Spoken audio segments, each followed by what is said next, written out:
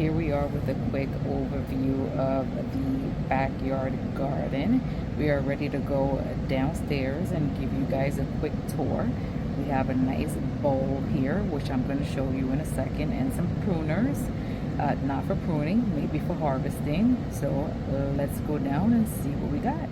Alright guys, so that view was from up top because I have access to my backyard from two ways, from my kitchen and from my basement. So now we are currently in the actual backyard with my back facing the basement door, and we are looking at this jungle of tomatoes pretty much, and a hodgepodge of calendula.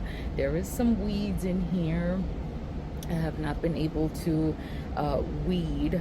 Kind of had a little procedure, so can't bend right now, and my husband has just been heavy laden with work, so it is what it is.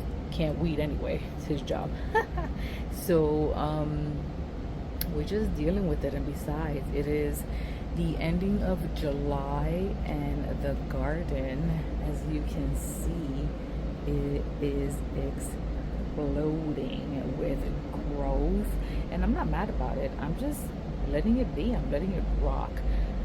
So we're just gonna discuss. I'm probably not gonna give you varieties because for me to find the name tags, to be honest, of these things,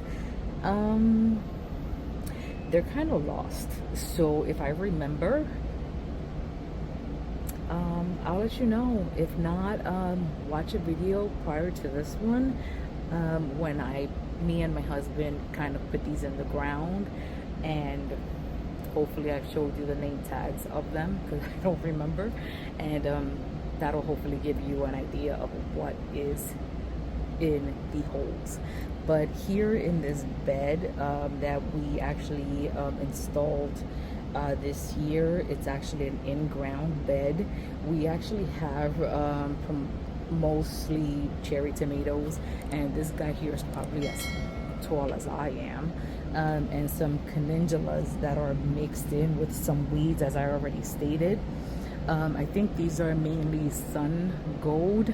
One is a hybrid and one is, I think, like an heirloom. I wanted to try both of them. There's one here that is actually a big, a big guy. I'm gonna try to squat for you guys just so you can see how big this thing is. It's a hunker. Look at that. I don't know if I already, because I can't find the tag. Actually, there's a tag here. It says Anise Noor. I don't know if that's actually what it is because it is vining out of control, but it is huge, and can't wait till it gets ripe so we can just like slice it. It is a slicing tomato. By all means, you can see we are being succumbed here by, I'm assuming that's blight or some type of fungus. We've had periods of either dryness and then just a lot of rain, so that's what brings it on. I have to come through here and either prune for aeration and obviously knock all that out before it knocks my plants out. But other than that, they are producing. I'm not mad about it. So they have tomatoes, as you can see, nice clusters there up and down all the vines, and they're maturing and they are churning, they are sprawling. Once it comes to my cherry tomatoes, I really don't like take away the suckers and all of that. I just let them bait, and I'm loving it. I'm not mad. So we're gonna move on to the other beds and we'll discuss. Over here I have one of these plastic raised beds. It had bok choy. It really didn't do much. It was too late in the game.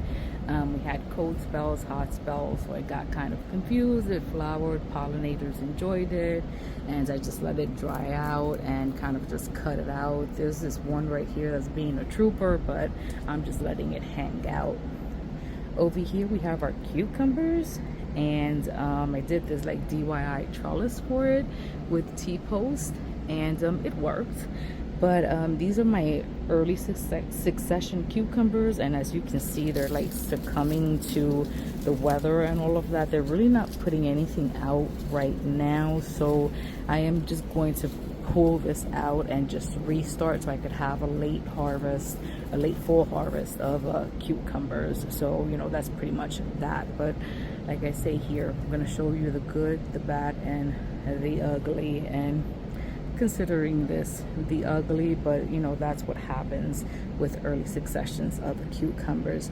Over here we have 3 blueberry plants that are all together, 2 that are pretty much very mature, 1 that's looking to get to where these other 2 are at. And I had a bumper crop this year, mainly from this plant. You see a couple hanging out there that I still haven't picked out, and I froze them because, you know, you can freeze them, use them in the winter for baking or whatever it is that you want to do.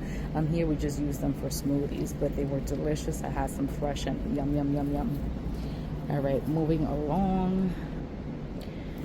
Over here we have a bed of raspberries, and they did okay. They didn't produce too much. They produced maybe, you know, a couple of handfuls, and then I just trimmed them back because we unfortunately, in this area, we unfortunately have an infestation of the spotted lantern flies. We've been seeing the nymphs all over our raspberry plants, the blueberry plants, and mainly our grapevines. And I've already contacted the agriculture department. I don't know if they're gonna do anything, but this is what is going on. I had seen them last year, but at their adult stage. This is the first time I actually see them in their nymph stage, and we tried to eradicate as much as we could, but when it's an infestation, it's an infestation. There's really, you know, not much that you can do, so it is what it is. Over here we have our first green stalk, and it's not completely full. I have a couple of things here and there like basil and culantro, some parsley, little tomato down there. Don't look at the weeds on the floor. And just a mixture of stuff, and whatever's in there is doing pretty decently. Moving over here to this bed, I was calling this bed my flower bed. I have some dahlias, a lot of calendula, some volunteer tomatoes that just happened to come up, and I don't have the heart to pull anything out. I am loving this Rebecca. I am very happy with the way that it's performing. I'm going to have to take some pictures of this so I can put it up on my Instagram. It is beautiful, and the fact that it's a perennial and it'll come back every year right in the spot has my heart. I can't complain. And then just the weeds. What can I say? Over here in the front in a pot, I have an oregano brujo, which is what we call it in Spanish. You can also use it in cuisine. It smells lovely. In the corner here on the floor, I have a tomato that just grew in between the cracks. Again, don't have the heart to pull it. It's staying there. Bucket over here, I have some rosemary, just growing lovely. This bucket has just a bunch of weeds and a peony that I have to cut down and leave bare roots so it can grow next year. Over here, the same thing, another peony, just gotta leave alone, cut so it can grow back next year. Next bed over here is a hodgepodge of flowers. I have I think this is a Chinese aster. Beautiful. It's just chilling right there. A bunch of marigolds in white. These marigolds took over, guys. I have the yellow over here. These are straw flowers. Gorgeous. I didn't know that they were going to grow that big. Bunch of weeds back there. Tomato plant that's a volunteer. And these guys are just rocking and rolling, and I'm not hating them. I'm just letting them go. I'm letting them be. Down here, I have a green stalk that my husband took apart because it was just like leaning. So he was like, let me just take it apart. And it was the raspberries as well. He was like, I don't feel like they're getting enough sun. So he just took it apart and put it on the floor. So, and this is the mint. Planted that for my mom, and it is going bananas. I'm gonna have to cut it down and send it to her house because it is going to take over this whole green stalk, and I don't want it to touch the floor, and it looks like it's about to. So these two are empty. That's just weeds. Over here I have oregano. Love running my hands through this because it smells phenomenal. This is culantro, recao, what we call it. It looks like it's about to go to seed, or it has gone to seed. Let me go to the other side. This is my thyme, smelling delicious. Can't get over it. Over here we have a bunch of zinnias in different varieties, all queen, lime, blush, red, you call it. Over here we have cucamelon hodgepodge with a volunteer tomato. As you can see, ooh, bee. Look at the little melon forming there. I'm so excited. Have the asters here. I think this is the silver or the white. And just cucamelons just keeping everything together, I guess. So I'm not mad about it. It's growing up this arch trellis. So it's just beautiful. You know, it's messy, but it's my mess and I love it. Over here I have eggplants, which are also succumbing to the cucamelons, but I'm not mad about it, especially if they mask the smell, because usually by this time my eggplant would look really bad because they would succumb to like flea beetles. But it looks like right there I have a formation of an eggplant, and I'm not mad about it. And here I have some more flowers. So hopefully the bees, which have been all over this garden, will take care of what they gotta do. Over here I have my Indeterminate tomato bed. And guys, I'm gonna tell you, you're gonna see disease in this Indeterminate bed. There's no airflow. There's some airflow. I really haven't been pruning this because I'm just expecting them to give me what they gotta give me and then go kaputs. So I'm not sweating it. Here, as you can see, these are cherries, and I've been harvesting from this. If you guys follow me, oh, there it goes. Look at it. If it doesn't jump, I can give you a glimpse. Right there, evidence. Oh my god, I didn't think I was gonna catch one. If I didn't have my phone out, I would definitely kill it. But you know, this is what I have. Look at that big cluster. Let me move this big cluster of green tomatoes. So right there you can see some tomatoes blushing. I like to pick my tomatoes when they're blushing, just in case any critter wants to get in here and think that they can have a snack. Some get away from me and they get really red, but that's okay. I have some marigolds in here because I like to interplant them with them just in case for pest control. Over here we have grapes. They didn't produce anything this year because I chopped them down due to the lantern fly. We're gonna move on to the next beds, which is the Indeterminate tomatoes. All right, so as I stand over here in this jungle of Indeterminate tomatoes, they are so tall. Look at this, ridiculous. But here I have one that is called a mushroom basket. And guess who's taking this inside today? I am. Hopefully you guys can see that because the sun out here is crazy. I'm sweating, but it's okay. I'm taking that home. And look at this hunker. Oh my god, can y'all guys guess in the description how much that one's gonna weigh at the end? You can't. Now, I did interplant sunflowers with these guys. They're pretty much done, so I'm gonna have to take those out because I don't know if that's what's causing disease in the tomatoes themselves or what. I did plant brandywine tomatoes in here, and I do know that those are the ones that are mainly susceptible to diseases first, so it might be just the brandywine, because as you can see here, I have, you know, some disease, some blight. That's what I'm assuming this is, or fungal. Just gotta come out here and actually eradicate that. But I wanted to shoot the video first so you guys can see what, you know, my zone, Bronx, New York, zone 7B is suffering with. But I'm not mad.